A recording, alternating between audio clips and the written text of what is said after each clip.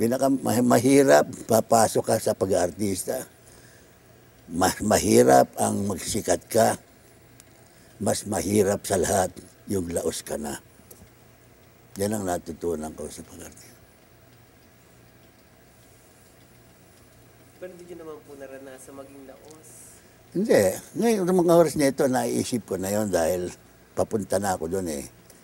Lahat tayo papunta doon sa sunrise, sunset.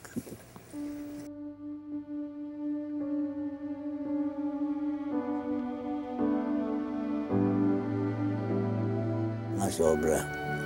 Ang biyaya ko natanggap siya sobra.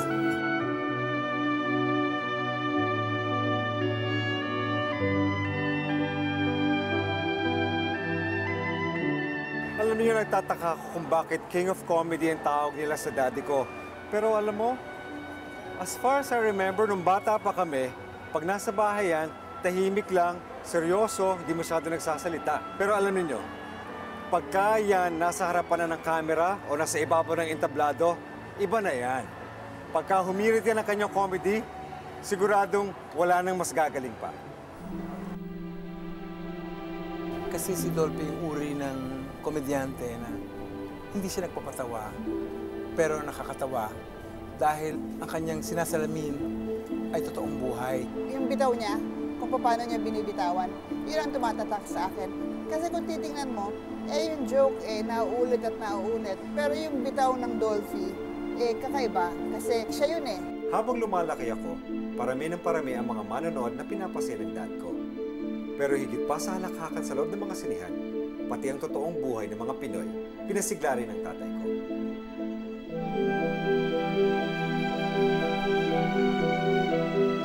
Ang naging papel ni Mang Dolphy sa ating lipunan at sa ating bansa ay siyempre pinasaya niya tayo. Kahit malungkot na ang komedyante, parang obligasyon niya pa rin or passion niya pa rin na mapatawa ang mga tao. Kaya tayong mga Pilipino, likas tayong masayahin eh. Lalong-lalo na sa panahon ng kagipitan, hindi nawawalan ng pagtitiwala sa kinabukasan ng Pilipino dahil doon tumatawa siya kahit punong-puno ng problema. Carry ni Dolphy talaga yung dalawang kambal na mukha ng teatro, ng showbiz, no? Isang nakatawa at saka isang malungkot. Mostly ang kanyang pinoportray na karakter ay yung ordinaryong nakikita mo sa lansangan, yung ordinaryong nakakasalamuha mo. Siya ang simbolo ng isang pangkarinawang tao, isang pangkarinawang Pilipino. Sa akin, simbolo na siya ng kaligayahan ng Pilipino. Siya si Chaplin ng kulturang Pilipino. Ganon kahalaga si Dolphy sa sining, sa kultura, sa kasaysayan at lipunang Pilipino.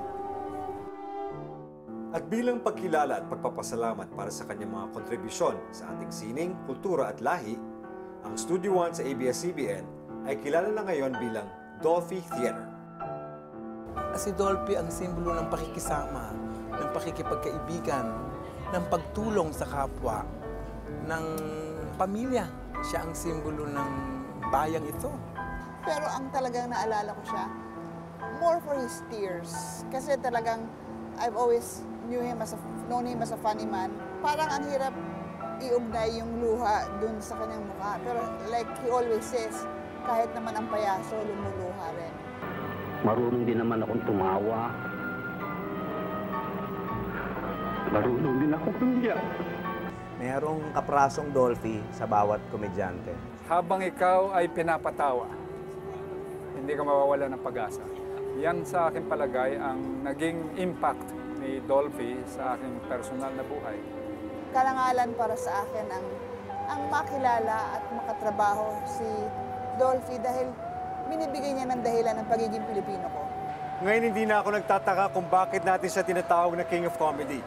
Kung hinahangaan natin siya bilang hari, mas minamahal naman natin siya bilang isang tao, kagaya natin. At yan ang higit na mas mahalaga. Inside your heart, Tito Dolphy, naniniwala po ba kayo hindi namin kayo makakalimutan forever? Well, palagay ko, marami nagsasabi sa akin yan. hanggang ngayon, tumataba ang puso ko pag may nagsasabi sa akin, salamat. Papasalamat sa akin. Ba't ako magpapasalamat ka sa akin? Ngayon lang tayo nakita. Marami yung ganon. Pinasaya niyo yung magulang ko bago sila namatay. Ano, pinasaya niyo yung pamilya ko, ganon, ganyan. Marami nun, napakarami. So, ibig sabihin, yung legacy ko, naiiwan ko na.